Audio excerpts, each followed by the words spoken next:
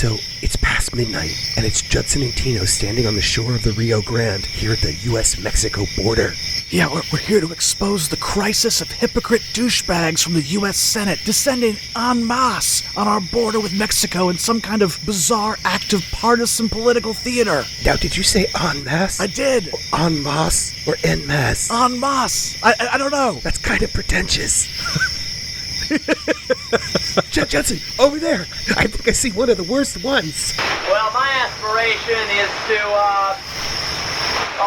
be in a teen tit film like that guy who played Horatio. Well, other than that, take over the world domination, rule everything. Duck. Hey, and over there, it's another one. I believe that the president has learned from this case. Do you hear that? Judson, something's in the bushes behind you. Oh my God. Hey guys, wanna party? Can I go home now? I don't have the milk of mother's kindness in me anymore. That udder's been dry for a while now. Get me a vodka rocks Mom, it's breakfast. and a piece of toast.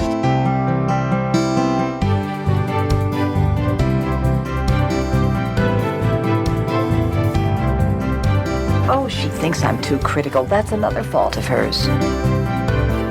The C word. You're not getting a vote. Michael, Mom, I'm right in the middle of something. Get rid of the C word. I'll leave when I'm good and ready. I can't deal with the fact that my family is falling apart now that I really need you. Oh, Michael, honey. I want to cry so bad. I don't think I can spare the moisture. You're listening to Facts and Friends.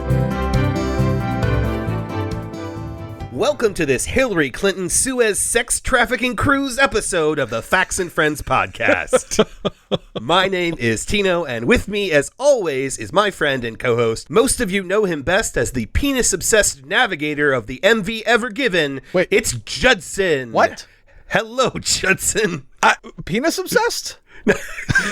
You don't know why? No, I do. Well, Okay, would you like to a friend of the show, former co-host Chris, Right. shared with us the map that the Evergreen Ever Given. I don't know. Ever Given. Yeah, that the big boat took before it Hillary Clinton's sex trafficking. right before it lodged itself in the Suez Canal, blocking all traffic, and it looks like a dick. Yeah, the path looks like a dick and balls. Yeah, and it's just purely probably coincidental. God, it does. Maybe not. I don't know. That's hard to believe. Like, what logical sense did that path make? I don't know, but you really think like he was trying to make a dick and balls with the boat before the crash? Is that? So there's this game that I play, and there's this section in it where you have to lay down a path of gunpowder. A path of gunpowder. Oh, fun game. And every time I do it, I try to make the path into the shape of a cock and balls. And then it's so yes, I can see someone doing that on purpose. I guess that's what I'm saying. Win a game, one thing, but like as the captain of a vessel, I don't know. It's got to be a boring job. You got to spice it up a little bit. I get that, but well, maybe. you tell me. Was it on purpose? You're the navigator. I have no idea. They don't let me in on those sorts of those decisions. They tell me where they want to go. I get there with whatever artistic license I feel like. Fair enough. Well, if you didn't recognize it, that voice that we featured in our opening theme this week was that of Jessica Walter.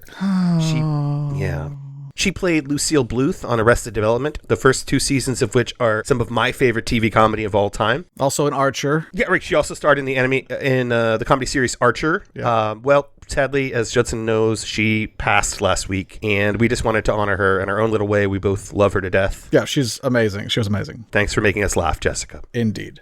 So, Judson, a lot of our listeners have been asking for an update on your dad, who you told us last week was, sorry to trigger you right at the top of the show. Kind of a lot has happened. So you told us last week that your dad was hospitalized with COVID pneumonia. Correct. Many of our listeners have, in fact, inquired as the address of the hospital and room number, so they might send an appropriate get well token. I don't know if Shit Express delivers to hospitals. Dicks by Mail Can you call might. a bag of gummy dicks a token? Yeah, Dicks by Mail might deliver there. I don't know about Shit Express, though. Anyway. All right. Well, why don't you give us an update? Well, the update is he was released from the hospital on Thursday, this past week. So he stayed... so he went to the hospital on Sunday. He left on Thursday. So 5-ish day stay. Yeah. He's home recovering, is taking supplemental oxygen still. Is still not out of the woods yet, I would say, but is, well, I spoke to him afterward. He called, my son's birthday was this week as well. Just turned 12. And so he called to wish him a happy birthday. I actually let my son answer the phone. So they talked for a little while. And then I talked to him and he assured me that he was doing better and that, he was just very grateful that things seemed to have worked out. Mm-hmm. We didn't really get into, I was trying very hard not to berate him further for the vaccine issues. And so I was just that kind could of not have been easy for you in particular. Took everything I had.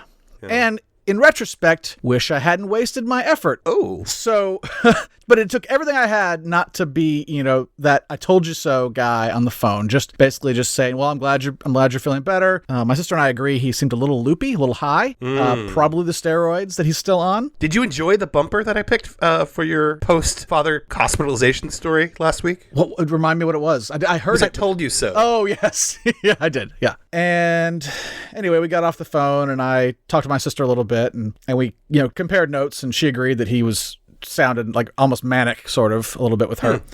Hyper, I guess, was what she put it. And then we sat down at the table for lunch, my wife and my son, the whole family, all of us were there. And I was just kind of making conversation, talking about our days so far. And I told my wife that my dad had called to talk to my son for his birthday. Mm-hmm. And she said, oh, good, how is he? And my son said, oh, fine. And then he takes a breath and he goes, he said he was totally over COVID and everyone's being too cautious. Oh, my God.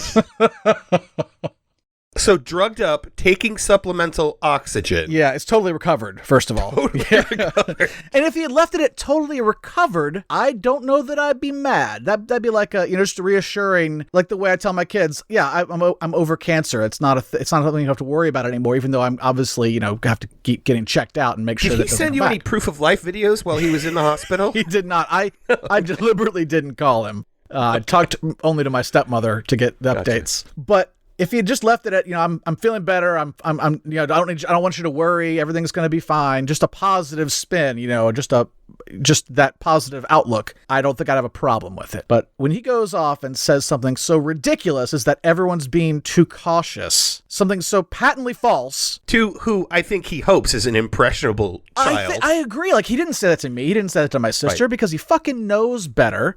And knows that I would have lost my shit the way I did almost with my son right there. But the funny part to me is that my son is not as impressionable as he thinks he is. My son has his own opinions. That is your son. My son has his own opinions, and I try to answer his questions as honestly as I can. I don't badmouth my dad to him, despite the terrible views my dad has about a lot of things. I didn't tell my son that my dad refused to get vaccinated. I didn't tell him all the things that might prejudice him against my dad. Mm-hmm. Yet when he goes and says stuff like this, he's basically prejudicing my son against himself. Like, my son knows that was a stupid thing to say. Right. Like that's not something that is going to make him rethink all the people wearing masks everywhere. He's going to say... You didn't roll your eyes or anything? Oh, no, I did at the table. Because my son rolled his eyes at it, too. Like, when he said it, he's like, everyone's being too cautious. And I'm like, oh, God. And I just, clench my fist, and my wife, gives me a wide-eyed look, like, uh-oh. And Tino knows my wife, and... I do. Let's put this all in context. Biblically. Let's put this all in context for you. It was so bad and offensive that my wife stopped me this morning and was like, I'm thinking about saying something to your dad. Wow. Because your wife is Switzerland in this. She is absolutely the peacemaker, the neutral one, who tries very hard not to be involved in any of that. I don't think she'll go through with it. I think she'll rely on me to do that. I think you're right. Yeah, it's not her style. And I don't know that I will. I might just ignore him again. You also told me off the air that he had a bit of a surprise coming his way if he thought he still didn't need to get vaccinated. Yes, I'm definitely going to require a vaccine before we visit or allow him to visit. That is the medical advice that I see from the CDC, so that's what I'm going with. Can you record that conversation for us? I doubt play it. that one on the air. I doubt it, but I'll see what I can do. Right. It's going to go great. What are the recording laws in your state? That's a good question. There's one party permission here. I'll have to check. Okay. I think that's out the window if you broadcast it, though. Telegraphing it. I don't think he's a listener. Unlike my mom. we suspect he listened to one episode of the old show. I'm pretty sure he heard the Father's Day one, or my stepmother did at least. One of the first Father's Day one we did. Not fans. No, they did not. They didn't stick around. They didn't. I don't know why. I wished your son a happy birthday, too. I said, happy birthday, or whatever. He replied, thanks, or whatever. Or whatever. I was just trying to wish him a happy birthday. The way, in his own language, in his own voice. And he replied, in kind, yeah. I think I nailed it. You do have the mind of a 12-year-old. Thank you. Well, thanks for the update, Judson. We do have two big stories to talk about this week, both horrifying, because after all, this is a comedy show. Right, of course. We talk about the worst things and laugh about them in the background. Yeah, I listened back to the show last week, and there was this point where I laughed, and it was so inappropriate. I don't remember. It wasn't because something was funny. It was because I was so uncomfortable. Yeah, an awkward laugh. That's a thing. Yeah, nervous laughter. But it just sounded so inappropriate. Bothered me. Sorry. But you know what's interesting about the main stories we're going to talk about this week? What's that? They kind of play into our ongoing rivalry a little bit. So back in episode 13 of this podcast, we played our signature game, Who Has the Biggest Asshole? That's right. Trademark. Yes. So that edition of the game was a contest between Colorado's Lauren Boebert, right, also known as Ya Girl. I mean... my randomly assigned girl, woman. You picked her. I picked a number or a letter, maybe. I was thinking about it. You picked C. I picked C for Colorado. Apparently, yeah. You could have just as easily. I could have just as easily given you Marjorie Taylor Greene. You absolutely could have. The C would have been for something else. We didn't know how bad she was then. Oh my gosh. We had a sneaking suspicion. We knew she was bad, but they've only gotten worse. Well, the other contestant in that game was Georgia's Marjorie Taylor Greene. Right, of course. Ultimately the winner. Ultimately the winner, and she just keeps piling on. She does. Just running up the score. Well, guess what states we're visiting this week? Oh, God damn it. Colorado and C or G. Yeah. Yep. So exciting. Yeah. We're going to start off in Colorado. Colorado. Okay. You know, I don't think our collective tears had a chance to dry after the Atlanta area hate murders before another depraved mass murderer decided to gun down 9 innocent people and one other in a supermarket in Colorado last week. Yep. Now, I understand that my choice to describe the victims that way might be a bit controversial, but let's get into that in a moment. Okay. First, a little bit about this most recent and all too familiar mass shooting. The story is more or less the same every time. Some young male, likely with serious mental health issues and definitely an AR-15, has a bad day and multiple human lives are lost. Skip to Act 3, nothing gets done about it, then ultimately there's a reboot in a few days or months. Yep, usually days. Often days. Yeah. In this case, it was days. Well, a couple things that struck me about this preventable tragedy. Last week, when we talked about the Atlanta killer, at the tail end, I brought up religion in passing. Right, we didn't even have time to cover it, as I recall. Right, because, I mean, at least in that particular killer's mind, religion played a part in his motive. Right, he was blaming it all on sex addiction. Yeah. And then blaming his religion for making him hate himself for sex. I don't know. Right. But I never brought up what his religion was, and neither did... You didn't really need to. Well, you could guess, but neither did most news organizations when they were reporting it. Funny thing about that is that the killer's religion did come up in the Colorado shootings, didn't it? It did, and we know why. Well, tell us why. Why is that shooter's religion featured prominently in reports and discussions, but not the Atlanta killers? And I'm actually not sure if he is Muslim, but his name sounds Muslim to people, and that's right. Why it was mentioned in the first place. Right, because Muslim. That's why. Right. And like I said, I maybe he is. I don't know. Do we have confirmation that he is actually Muslim? I think so. Okay. I'm not 100% positive, but I thought I had read that. I don't want to say absolutely could be the case. I just know that it was the moment you heard his name, you knew where the conversation was going to go. He has an Islamic name. Well, and ultimately, it doesn't really matter. Right? Any more than it mattered in the case of the first killer in Atlanta. It doesn't matter to sensible people. I really shouldn't say first killer because he's far from the first. No, he's not. But it does. The religion of the person has no bearing, or the lack of religion has no bearing. Doesn't matter. Yeah, doesn't matter a bit. So that's not why they're doing this. Right, but you can't You can't report one mass killing as Muslim man kills 10 people and not the other one as Christian man kills 8 people. Exactly. There should be parity there, and there isn't.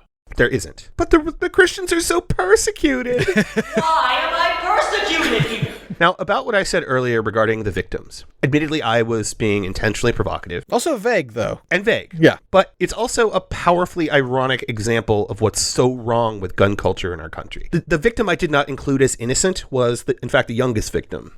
He was 20, just turned 20 years old. His name was Denny Stong. Okay. Just days before he was gunned down in this mass shooting, he asked his Facebook friends to honor his birthday by making a donation to the National Foundation for Gun Rights. Oh. Per that foundation's website, their mission is to, quote, expand pro-gun precedents and defend gun owners. Yeah. Familiar with some of their work. Not a great organization. No, definitely not. I'm in no way saying Mr. Stong got what he deserved. No one deserves to be gunned down while going about their everyday lives in what should be a safe place. For sure. But Mr. Stong's support for gun culture does make him indirectly responsible, at least in part, for his own death. I mean, well, you can argue, you can disagree. I see what you're saying. I don't know that I disagree so much as I would just qualify that. I mean, he clearly was advocating for even laxer laws than we currently have in place. Right. You know, and that just doesn't make any sense. The laws we have in place are not doing what we need to do to keep our country, our people, safe from gun violence. That's because of gun culture. Because of this culture, exactly. That he supports and wants people to give money to. I've read reports that say he had just turned 20, but he couldn't wait for his 21st birthday so he could get his concealed carry permit. Of course, yeah. Well, you know, the argument they're going to make there is that if he had been 21, he would have been able to stop this man. Oh, absolutely. I'm sure they have made that argument. Anyway, one other thing I suspect is that much like your father's opinion about COVID-19, had Mr. Stong not succumbed to his injuries, he would still staunchly support U.S. gun culture. Oh, absolutely. Gun laws in the United States are broken. And gun culture in this country, largely pushed by the right, is an enormous obstacle to moving in the right direction. Now, I'm far more extreme than maybe even you, Judson. Certainly your average Democrat when it comes to guns. Yeah, you are. I don't even think the police should carry guns, except in very specific circumstances, not traffic cops. And I actually don't think that my view is extreme, particularly for those considering themselves constitutional originalists. It's only extreme in the sense that this will never happen in our country. Well, not in the foreseeable future. Right. But the Second Amendment doesn't guarantee a citizen the right to guns. Period. It just doesn't. Never has. The Supreme Court pretty much rewrote the Second Amendment in 2008, the Heller case. Yep. And it was a 5-4 decision. 2 of the 5 were justices that were appointed by a president who did not win the popular vote. Yep. There are more of those now. Even more. I think there are 4 now. Nearly half the court. You know, your girl, twice arrested Lauren Boebert, did something surprising in the wake of this horrific shooting, Judson. She took down her Zoom call gun altar for an interview. I don't know if that's surprising. It's surprising to me because if guns aren't the problem, why take them down? Clearly, her guns were canceled by the liberal left, and that is why the guns were not there anymore. They came and took her guns. Obama showed up at her door and took her guns. Right. I don't know. There are models throughout the world in other countries for gun control that work. Yeah, for sure. Japan comes to mind, where you can get a gun. Yeah, fewer than 10 gun deaths a year on average. It's one of the lowest, if not the lowest, rate of gun violence in, at least gun deaths in the world. Yeah, to get a gun there, you have to jump through quite a few hoops, and you have to actually train how to use the gun. You have to be certified. You have to refresh said training to keep your gun. It all just makes so much sense. Yeah, okay, if you want a gun, we just have to make sure that you are qualified to possess one and mentally cleared to own a weapon that can take someone's life with the twitch of a finger. Well, it's almost like trying to join the FBI or something, where they do background checks of you, your family, make sure you're not in any sort of huge debt where you might become desperate for money in some fashion. There's all kinds of checks in place that just simply don't exist here. And I'm not saying their system is perfect. No, of course not. No system can be. And we don't have time to go into it in depth, but yeah, it's a lot closer to, it works a lot better than what we have. Clearly. I mean, just given the 3 mass murders in the span of a week. Well, that's quite enough from Colorado, I think. Yeah. More than enough. Yeah. We even stopped off in Japan. You can tell that the navigator of the MV Ever, whatever the heck it's called, the Suez ship, is navigating this show. We're going to Georgia from Colorado by way of Japan. You could draw a pretty big dick between here and Japan, I'm just going to say. You really could. Let's get on that. We'll be right back.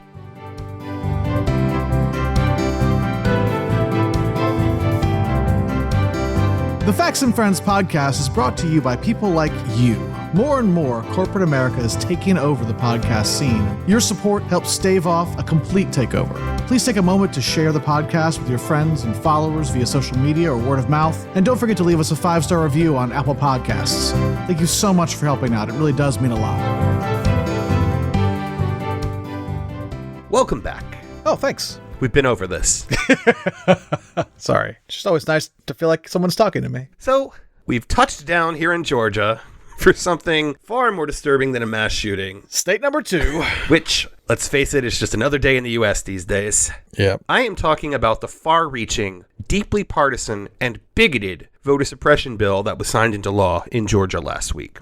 Yeah. Now, I've definitely been saying this for years, but when Republicans lose, they find ways to bend the rules or outright cheat in order to preserve or expand their power. They are the definition of minority rule at this point. Right. Nationally, the Electoral College and the U.S. Senate guarantee them far more power than they popularly deserve. Add to that state-level gerrymandering, voter suppression laws, and registry purges, and you see how Republicans manage to hold on to power despite being substantially outnumbered by moderates and liberals. Yep. But Georgia now has taken it a step further, and to be quite honest with you, I doubt they'll be the last state to do this. Oh, no, there were some 250 or 300 bills working their way through state legislatures. Yeah, I suspect when it all is said and done, Georgia won't even have the most egregious example of voter suppression laws. Yeah, Georgia's getting the highest profile right now because they have actually signed a bill into law and because of the historic nature of Georgia in the last election. Now, before we talk about the Georgia law in depth, it's important to understand how what Georgia did is even possible. And for that, we have to go back to 2013 and this.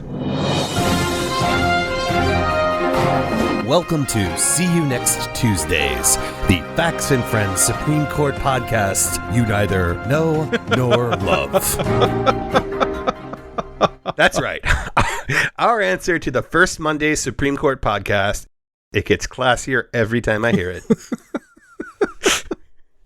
So, Judson, tell the listeners what happened in 2013. Well, I assume you're referring to the Shelby County case. I am. Yeah. It was a voting rights case. Yes. Right? Mm-hmm. And essentially what it was saying is Shelby County, in Alabama, I believe, was challenging the 1965 Voting Rights Act. And parts of it, yep. Parts of it, yeah. Basically, the rule was that states that had histories of voter suppression and racially discriminating against voters had to get prior approval to change their voting laws. Right. To make sure that those changes would not adversely disproportionately impact voters of color. And so, unfortunately for, I think, everyone, the Supreme Court decided in a 5-4 decision that they didn't have to do that anymore. That was thrown out the window. Chief Justice Roberts actually wrote the opinion, and the quote that has been spread around about that, I should read right now, I guess. He said, "Our country has changed, and while any racial discrimination in voting is too much, Congress must ensure that the legislation it passes to remedy that problem speaks to current conditions. Voter registration and turnout numbers in the covered states have risen dramatically in the years since." Essentially,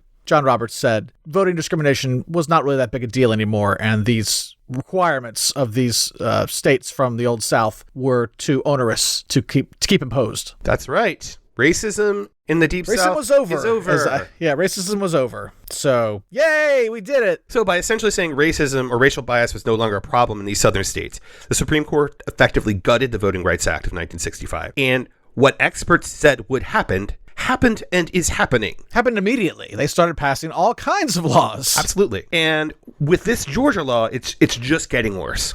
Yeah.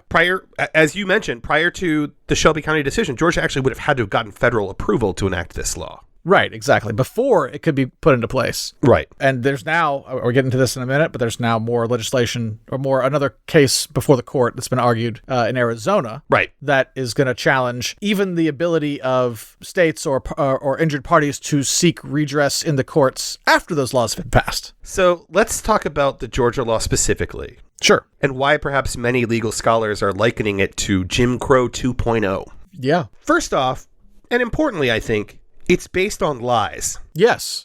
Thank you. The justification given for the law, according to Governor Brian Kemp, is that there were unresolved questions about whether the 2020 election in Georgia was conducted fairly. Well, there were questions, but I do not believe they were unresolved. Nor were they legitimate. They just simply did not like the resolution. Here is Georgia State Senator Butch Miller miraculously expelling intestinal gas from his mouth. We have a lack of confidence in the ballot box and the integrity of the ballot box, and we have to restore that. And do you know why, Butch? I do. Do you know why some of your voters may have a lack of confidence in the ballot box? I know you know, Judson. Put your hand down. I'm talking to Butch. You always think I'm talking to you. I'm sorry. Here's a hint, Butch. It has nothing to do with passing out food and water to voters who've been waiting hours in long lines. Okay? Can you get it, Butch? I see your hand, Judson. Put it down. Okay, fine. All right. Butch, we're going to phone a friend. Your friend, Butch, not ours. As far as the ballots are concerned, it's a disaster. This is going to be a fraud like you've never seen. If you count the legal votes, I easily win. If you count the illegal votes, they can try to steal the election from us. This is a fraud on the American public. This is an embarrassment to our country. We were getting ready to win this election. Frankly, we did win this election. They rigged an election. They rigged it like they've never rigged an election before. And that is why a sizable percentage of the electorate in Georgia, and in fact the entire United States, have doubts Butch Miller. Yeah. Because of lies spread by you and your spray tan savior. You let the guy run around for months after the election, even before the election, claiming it would be stolen, and then you're surprised that there's some sort of lack of confidence in the ballot box. It's a self-propagating issue. You made the problem that you're trying to claim to solve now. They do that a lot. They do that a lot. It's true. Perry Bacon Jr. at 538.com kind of nailed name. it. That's a good Perry name. Bacon Jr. Yeah. He does. Well, it's an okay name. It's overrated. Agree to disagree. Anyway, Perry Bacon Jr. kind of nailed it when he wrote this, quote, America is a country with a declining democracy because it has one major party that increasingly does not respect the results of elections that it loses or the right to vote of people who oppose it. Yeah, absolutely. I mean, that's what it comes down to. Votes for us are good. Votes against us are not real votes. Right. That's why you've got the mixed vote mantras chants when the voting was happening, when the vote counts were happening. One group wants to stop counting, one group wants to count all the votes, and they're both in favor of the same candidate because the situations were different in the states. Right. They had different views on which votes were good. Also worth noting, and either another huge irony this episode or an intentional bit of theater, Governor Kemp signed the law seated at a conference table. Behind him, hanging on the wall, was a painting of a slave plantation where more than 100 black people had been enslaved. And standing with him, a bunch of white guys. That's it. So what does the law do? What does it do besides keep us from giving people water in line? Well, we'll get to that. But one terrifying thing that it does is transfer a significant amount of power to run elections from the Secretary of State and local counties to a state board, which will almost certainly be dominated by partisan Republicans. Rest assured, this board would likely not hesitate to overturn the results of a free and fair election if their candidate loses. And if this law remains unchanged, and there are already legal challenges making their way through the courts full of seats stolen by Mitch McConnell, I predict you will see the voters will overturned by this small group of partisan politicians. I think that will happen. For sure. You know, they want to do what Trump asked them to do in 2020. Instead of having to convince one relatively principled Republican, Raffensperger, who was Secretary of State of Georgia. You've got a bunch of cronies. You've got a bunch of cronies in there that you've packed into this board. He'll do whatever you say. Right. They just overturn the election. Well, also what this law does is it makes it harder for poor people and people of color to vote. We mentioned handing out the water. It does this in a few ways, though. Well, the water thing is ridiculous. At least, I mean, there's just no sense to it. Here's a clip from, I think it's CBS Nightly News. The new law expands early voting days statewide, but also enacts stricter ID requirements on absentee ballots, reduces early voting for runoff elections, and makes it a crime to deliver food and drinks to people waiting in line to vote. Long lines are common in urban, predominantly black parts of the state. Okay, first of all, they intentionally make those lines long, not just in Georgia. They do not have adequate polling stations in poor. They removed hundreds of polling places. Yeah. with the intent of discouraging people from voting because the lines were too long. Even Lindsey Graham is against this part of the law, though he's for the rest of it. The food and water one, or the food and water part. Well, the food and water one isn't. It's purely punitive. Like, it doesn't have. Do you know how many people are going to say "fuck you" and get arrested handing out food and water? There are already law firms and organizations that are offering to represent anyone arrested for distributing food and water in the area that they represent pro bono. That's good to hear, because it's going to happen. It's definitely going to happen. And what is that going to lead to? Someone's going to get shot. Yeah. Well, just like last time, there will be violence, right? Yeah.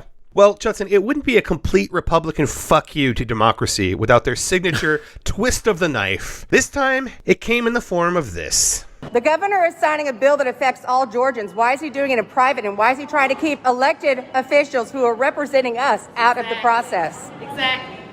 Are you serious? No, you are not representing. She's not under arrest. For what? Under arrest for what? For trying to see something that our governor is doing? Our governor is signing a bill that affects all Georgians, and you're going to arrest an elected representative. That was Georgia State Representative Park Cannon knocking on Governor Kemp's door as he's signing this egregious bill into law. And while doing this, she gets arrested. She assaulted that door, Tino. I saw the video. She's knocking on the door. Yeah, she's knocking on the door of the governor's office while he's inside signing a bill in private that will strip so many guarantees and rights from Georgia citizens. Right, and they arrested her. Yep, for knocking on a door. Who doesn't think someone's going to get shot when they're handing out food and water? What would have happened if it had been a white guy doing it, knocking on the door? What do you think? Nothing. We wouldn't have heard a thing about it. Nothing would have happened. It was a black woman. Right. Arrested. I can't wait for the lawsuit. Yeah, definitely. They charged her with a felony, I think. Did they really? I think it is a felony of some sort. What was the charge? Do you know? I'll pull it up. 2 felonies. They charged her with 2 felonies. 2 felonies, yep. Was one charged with obstruction of law enforcement and disruption of the General Assembly. Knocking on governor door while black? Was that knocking one? It's just phrased differently. Maybe it's like a superseding charge they didn't mention yet. Okay. Holy shit. There's no systemic racism in the United States, particularly in law enforcement. Not a bit. Remember what the people charged with trespassing in the Capitol? Mostly misdemeanors, yeah. Yeah, so violent assault on the nation's capital. Calling for violence while they're there, threatening to execute the vice president, execute the Speaker of the House. Misdemeanors, mostly. Well, they were all Antifa anyway. And then knocking on the door of the governor's office in Georgia, felonies. Unarmed. Unarmed as a representative of the state. An elected representative. All right.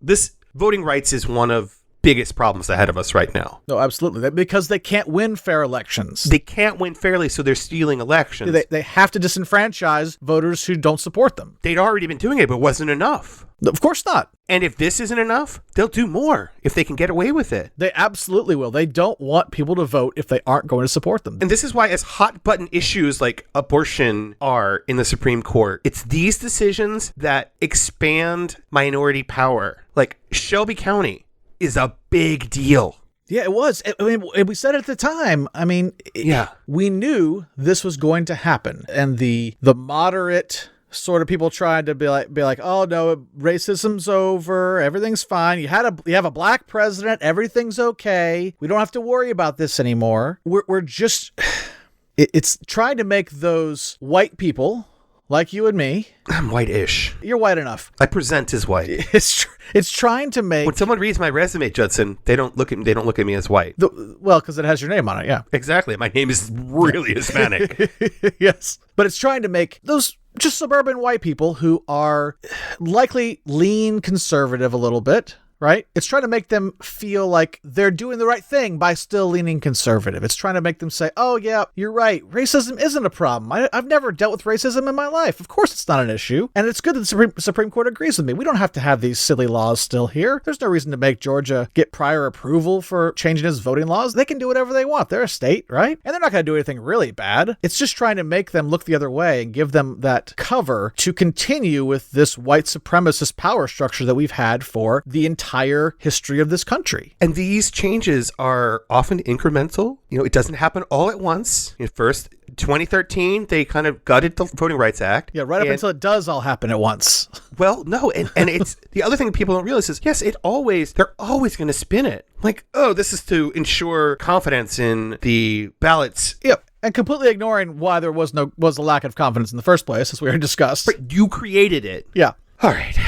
Finally, quoting once again from the highly overrated Mr. Bacon's article. Hey.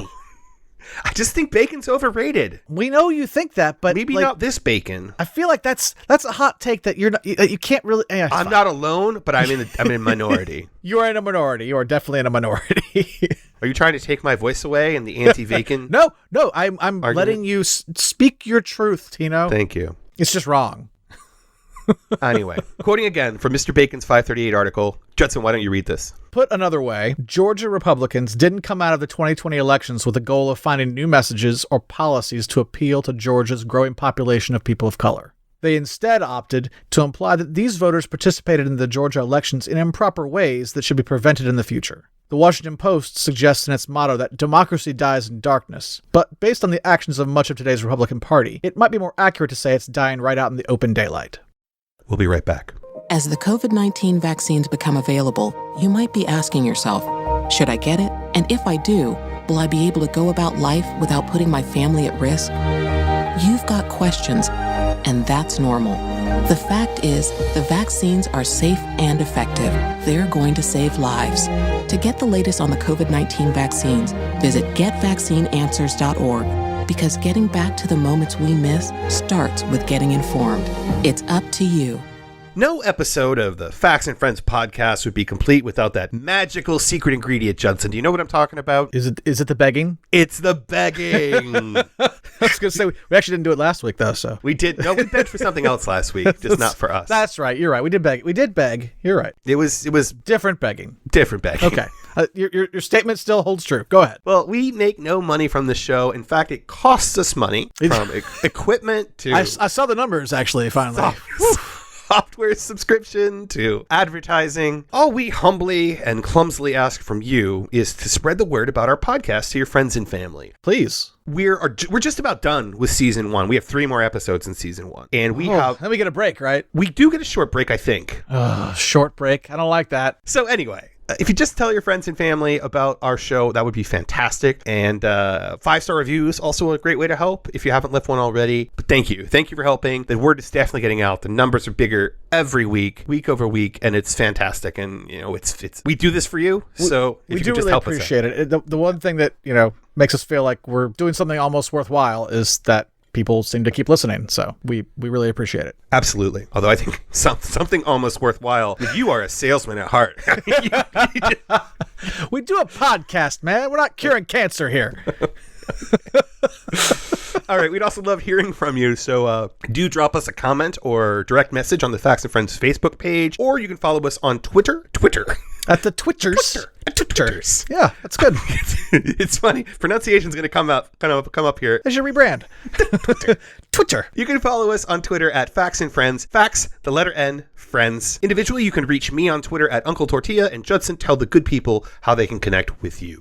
I am at The Fault and My Arse. The Fault, the letter N, My Arse. It's been misconstrued. Although mostly I'm on Facts and Friends. That's where I usually am posting these days. That's true. You are all over the Twitters with Facts and Friends. I love it.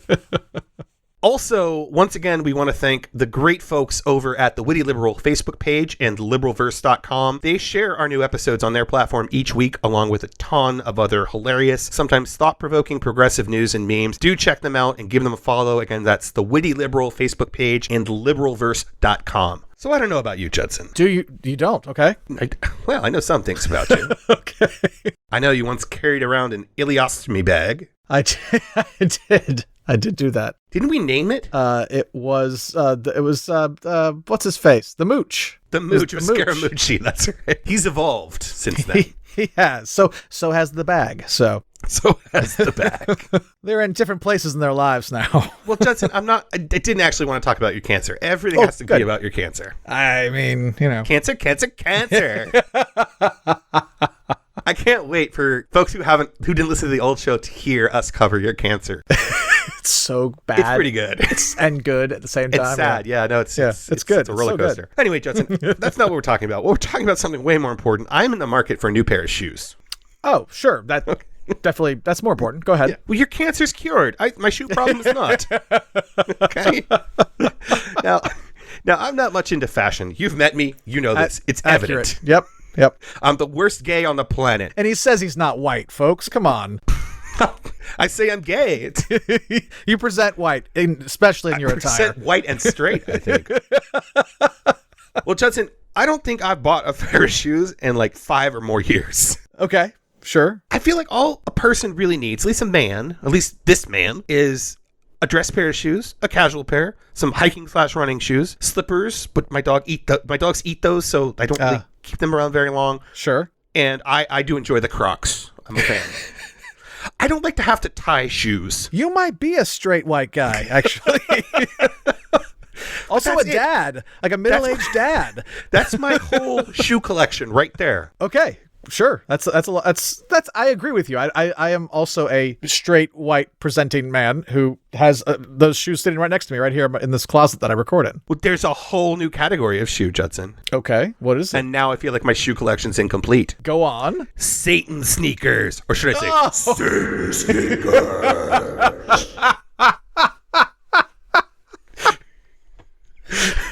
I have actually heard of these. Have you?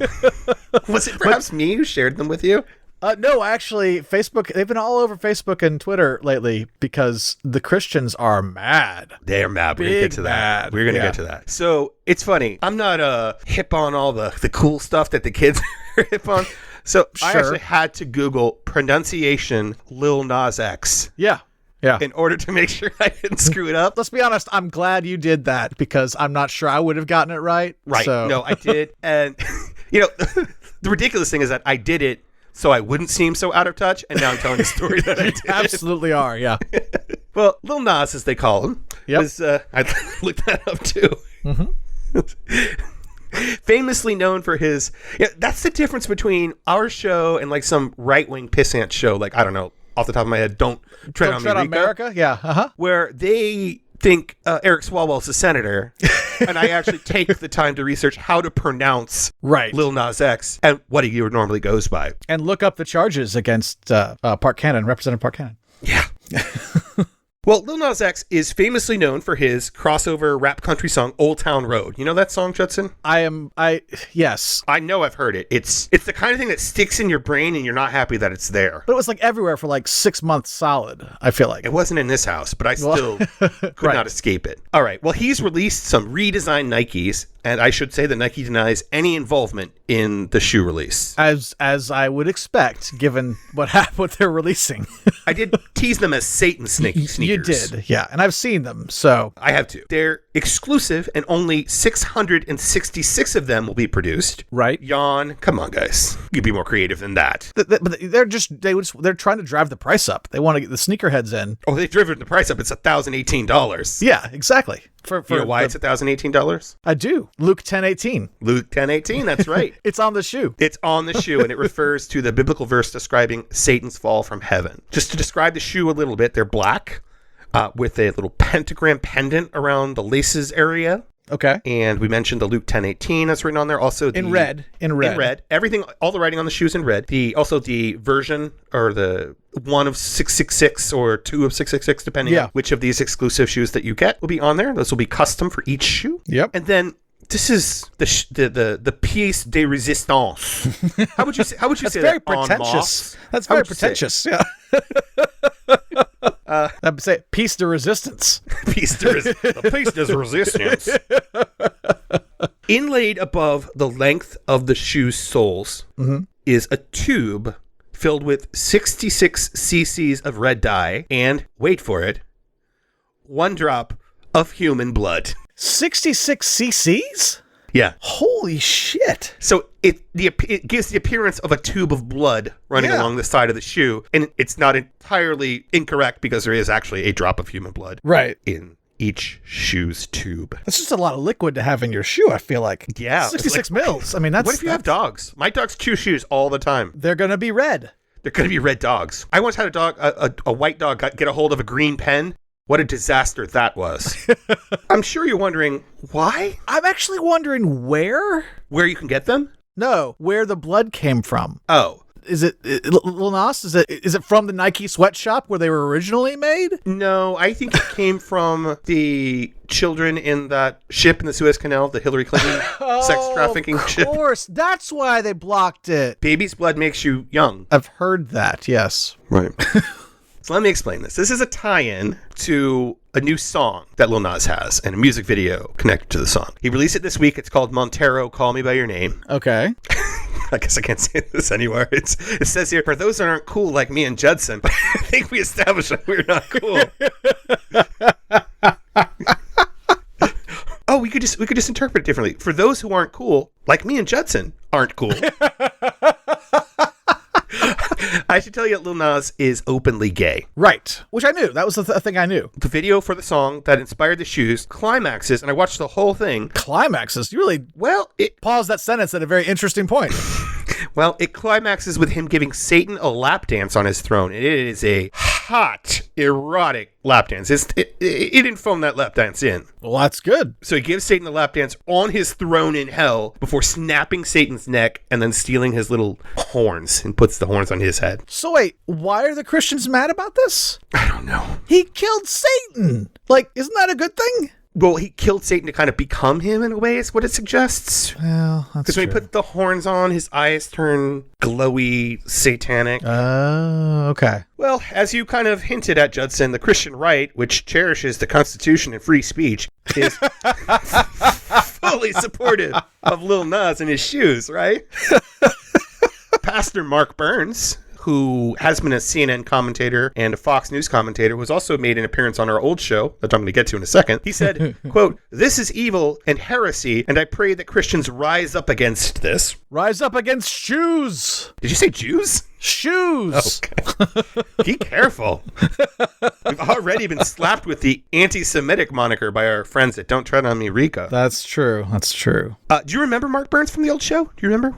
I don't remember the specific reason we talked about him, but I'm familiar with him. We talked about him because he came up in the Cohen tapes. Oh. So when the Cohen tapes came out, they talked about Mark Burns. And so we took this tangent.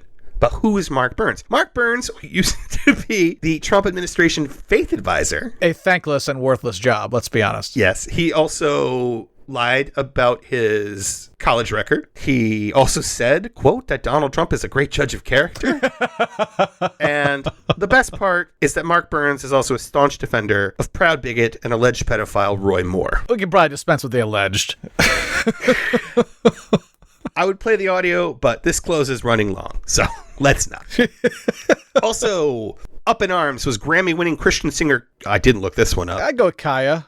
Sure. I'd go with Kaya, too. Kaya Jones. I told y'all what was up a long time ago. You are ready for what we are facing. Better start reading your Bible.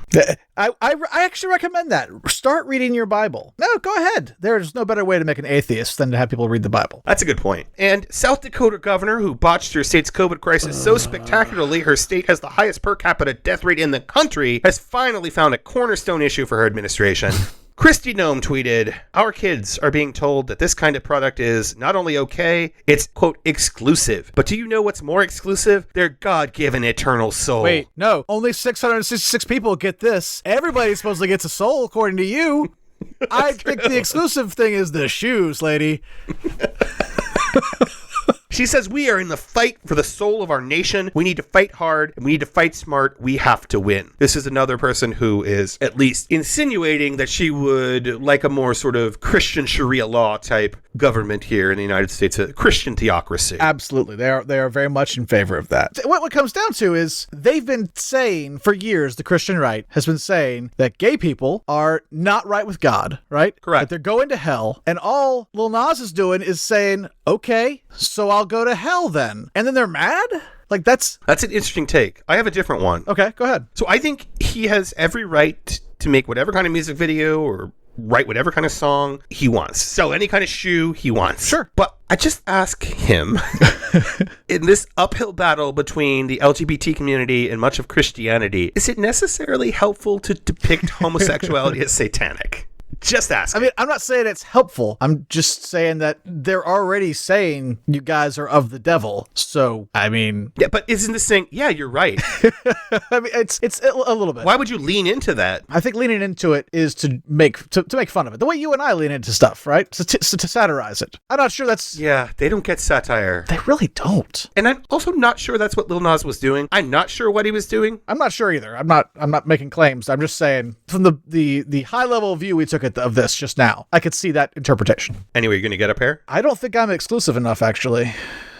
666. I'm guessing I can't get my foot in the door, so to speak, for those shoes. That's too bad. Yeah. I mean, also, I'd be really worried about that vial of dye breaking. It's a lot of stuff. Yeah. It's a lot of stuff. How are they vetting the blood? How are they getting the blood? I don't. Okay. Maybe it's Lil Nas's blood. It could be. That's kind of why I was curious. It's not clear like who it belongs to? It's just human blood. I have not seen any report that some random human. Like, it feels like you should have to source that. Like, be a little more careful about where and how you're acquiring human blood to put into your shoes. That's another sort of prickly issue when it comes to the LGBT community, human blood. Yes. Sexually active gay men can't give it. Yep. Maybe that's what he was trying to say. I don't know what he was trying to say. I don't care. I'm glad it pissed off Kristi Noem. That's all. I'm glad Kristi Noem said something ridiculous about the exclusivity of something. Right, just the opposite of exclusive. It's the opposite. It's the exact opposite. Everyone's got one. Except gay people. Except gay people. We are possessed by the ghosts of the opposite gender. Right, that's right. Listen back to our Halloween show, episode 5, I think, if you'd like to hear more about that. That is our show for this week. Only 3 more episodes left in the season. Thank you all so much for listening, and we will see you next week. Take care. Wash your hands. Be safe. Get vaccinated. Please.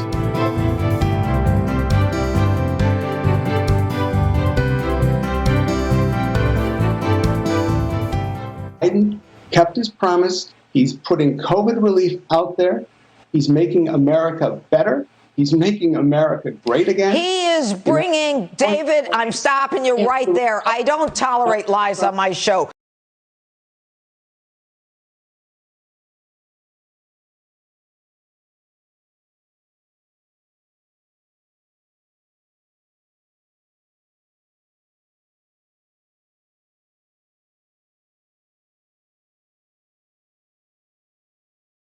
Ha ha ha ha ha!